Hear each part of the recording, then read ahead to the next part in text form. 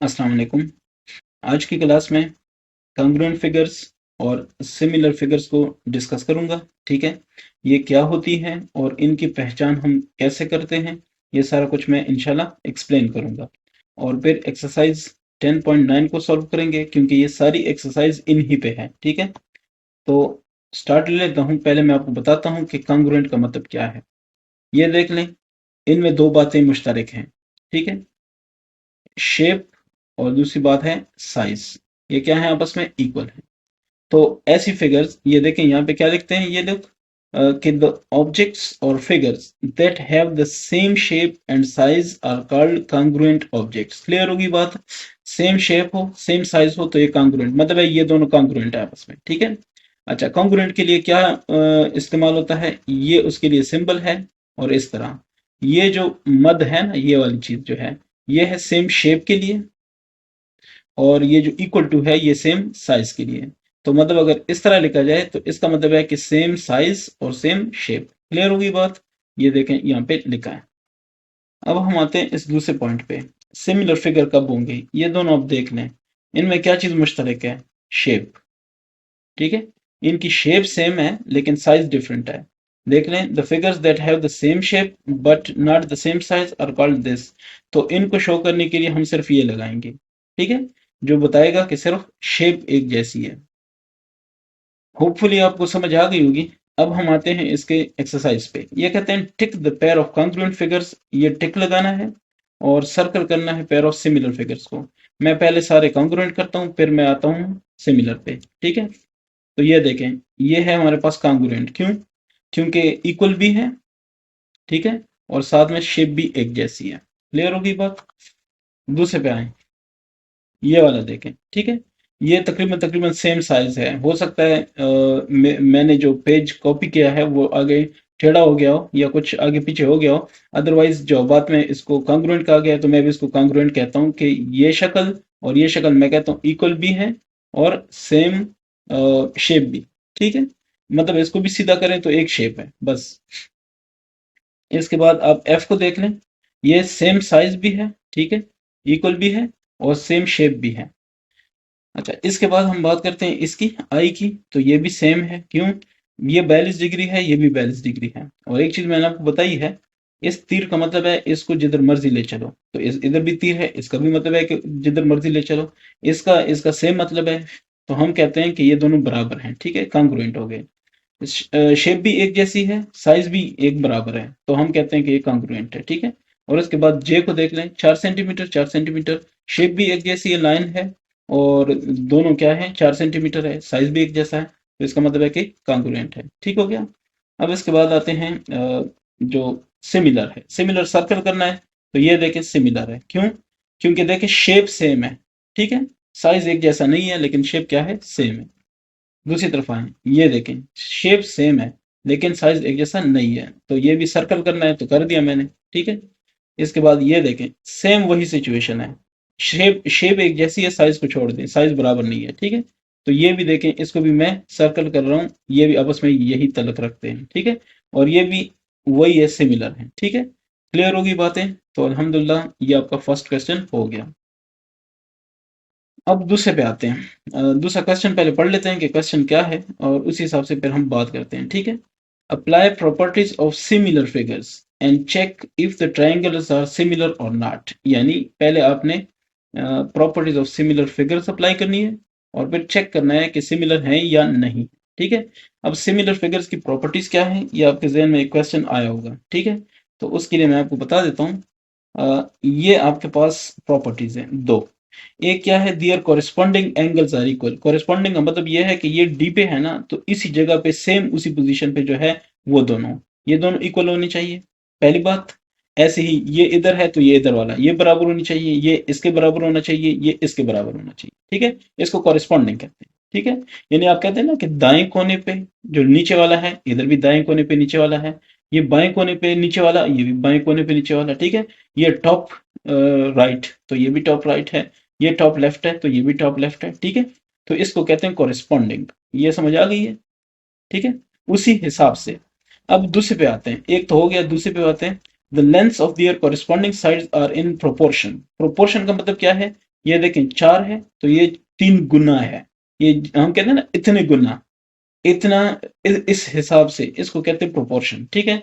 तो ये देखें 3 गुना है, इधर भी चेक करते हैं, 2 3 6 3 गुना, ठीक है।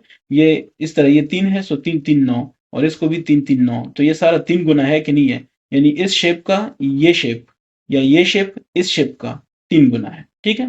तो ये हम कहते हैं कि प्रोपोर्शन है, the lengths of their corresponding sides are in proportion. So बस क्लियर हो गया, ठीक है।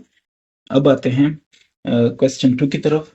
तो 2 आपके सामने है, apply properties of similar figures. जो प्रॉपर्टीज अभी आपने पढ़ी है सिमिलर फिगर्स की, वो आपने अप्लाई करनी है और आपने बताना है कि ये सिमिलर हैं या नहीं है, ठीक है, ये और ये। तो सिमिलर फिगर्स की जो प्रॉपर्टीज हैं वो जैसे कि अभी हमने बात की है, वो क्या है, कॉरेस्पॉन्डिंग एंगल्स आर इक्वल और length of their corresponding sides are in proportion, ठीक है। तो पहला इसका देख लें, मैं चेक करता हूँ ये और ये वाला, ठीक है। पहला क्वेश्चन है जो ए, तो उसके हिसाब से जरा बात करते हैं। मैं इसको वैसे पहले देख के ना ये बता सकता हूँ कि ये जो एंगल है ये इसके बराबर होना चाहिए, ये इसके बराबर होना चाहिए और ये इसके बराबर, क्योंकि ये वाली शेप आप उठा के इसके ऊपर रखें तो आपको आइडिया हो जाएगा कि यही एंगल्स हैं जो कि कॉरेस्पॉन्डिंग बन रही हैं, ठीक है। अब जरा चेक कर लेते हैं कि क्या हमारी बात ठीक है कि गलत है। तो फॉर एग्जांपल हम इस एंगल की पहले बात करें, यहाँ से शुरू कर लेता हूँ, ठीक है। तो ऐसे अगर मैं स्टार्ट करूँ, ये देखें कि यहाँ से नहीं बल्कि यहाँ से, तो ये देखें कितना है, 80 है। तो अब इसको मैं चेक करता हूँ ये दूसरी साइड पे ये एंगल, ठीक है। मैंने कहा ये ए और डी बराबर हैं, तो आप इसको देख ले, ये देखें बिल्कुल 80 है कि नहीं है। ये नीचे आप देख सकते हैं उसकी लाइन, ठीक है। तो ये आपस में क्या हो गए, बराबर हो गए, तो इसका मतलब ये है कि ये एंगल्स सिमिलर की जो प्रॉपर्टी है वो पूरी हो रही है कि कॉरेस्पॉन्डिंग एंगल्स आर इक्वल। अच्छा, दूसरे एंगल को देखते हैं, जैसे सी है, मैंने कहा सी ई के बराबर होना चाहिए, तो सी को देखते हैं कि सी की वैल्यू कितनी आ रही है। ये अब दूसरा एंगल हो जाएगा, ठीक है।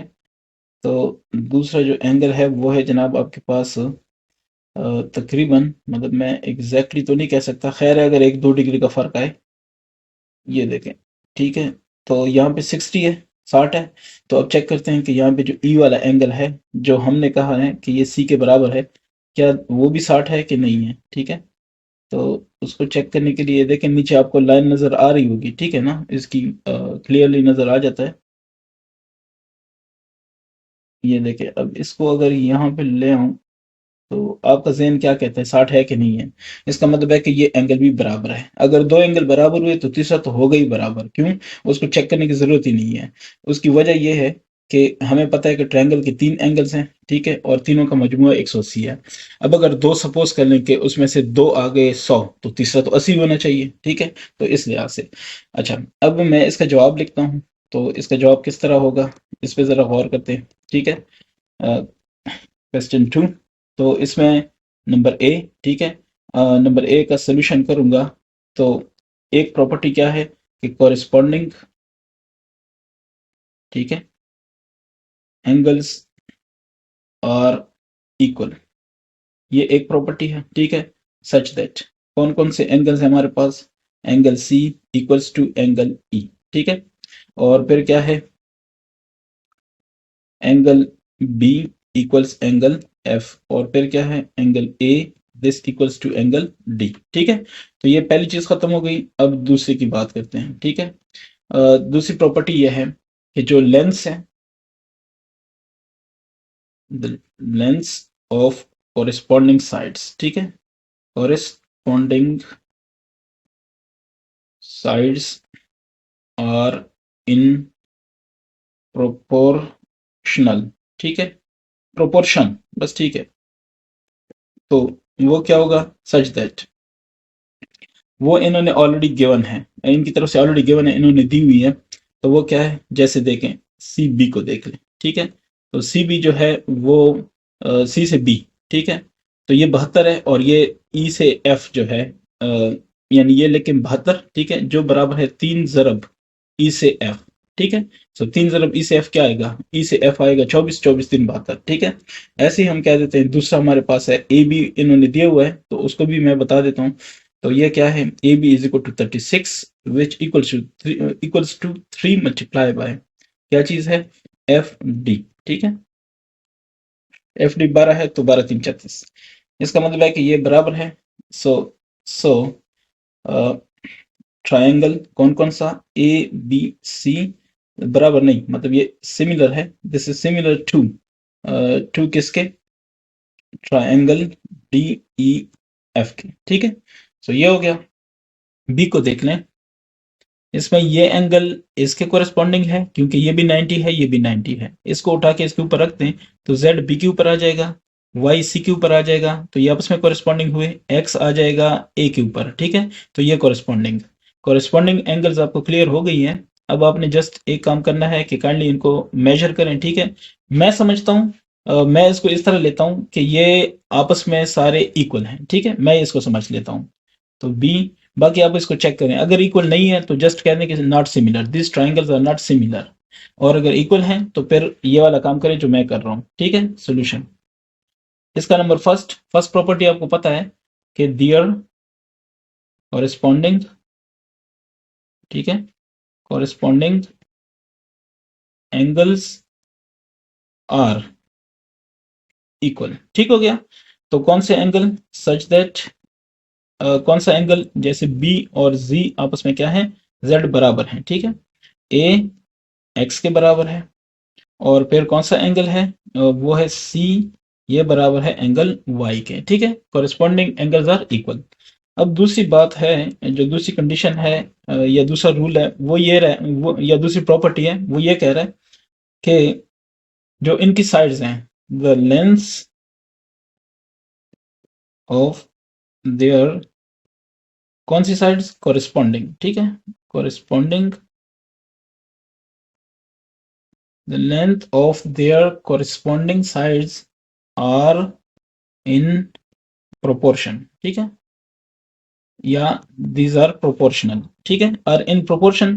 तो इसका क्या मतलब हुआ, सच दैट मैं चेक करता हूं कि क्या ये प्रोपोर्शन में है कि नहीं है। बी ए साइड देख लें, ठीक है, वो किसके जैसा है, कॉरेस्पॉन्डिंग है, वो है एक्स जी का कॉरेस्पॉन्डिंग, ठीक हो गया। अब देखते हैं कि इनका आपस में प्रोपोर्शन क्या है। बी एक्स हमारे पास है 20, ये 4 ज़रब एक्स जी के बन रहा है कि नहीं बन रहा है, क्योंकि एक्स जी 5 है तो 4 ज़रब 5 20, ठीक हो गया। ये प्रोपोर्शन आ गया 4, मतलब है कि जिस रेशो से या जिस हिसाब से इसने एक छोटा एक बड़ा है वो 4 है, ठीक है। तो अब दूसरे का देखते हैं। दूसरा हमारे पास है बी सी, ठीक है, और ये कितना है 40, तो 4 ज़रब देखते हैं कि क्या ये साइड भी ऐसी है, वाई जेड बिल्कुल है क्योंकि 4 10 40, ठीक है। ये चीजें देखते हुए ये नतीजे लेने के बाद मैं कह सकता हूँ तीसरी साइड की जरूरत ही नहीं है, जब 3 एंगल्स इक्वल हैं और 2 साइड प्रोपोर्शनल हैं तो ये बिल्कुल सिमिलर है, ठीक है, कोई इश्यू नहीं है। तो मैं कहता हूँ कि सो या हेंस ट्रायंगल कौन सा, A B C is similar to triangle X Y Z, ठीक है। नाम आप चेंज कर सकते हैं, जेड एक्स वाई भी कह सकते हैं, जेड वाई एक्स भी कह सकते हैं, वाई जेड एक्स भी कह, नो इशू, ठीक है। जस्ट ये नाम है, ये दोनों आपस में क्या है, सिमिलर हैं। So this is similar to this one. इसी हिसाब से इसी बात पे ये एक्सरसाइज हो गई है ख़त्म, ठीक है। इसके बाद मैं इंशाल्लाह आऊँगा नेक्स्ट पे 10.10 पे, ठीक है। इस एक्सरसाइज में किसी को कोई क्वेश्चन है, कुछ समझ नहीं आ रही तो कमेंट में पूछ लें, इंशाल्लाह मैं जवाब दूंगा, ठीक है। Thank you.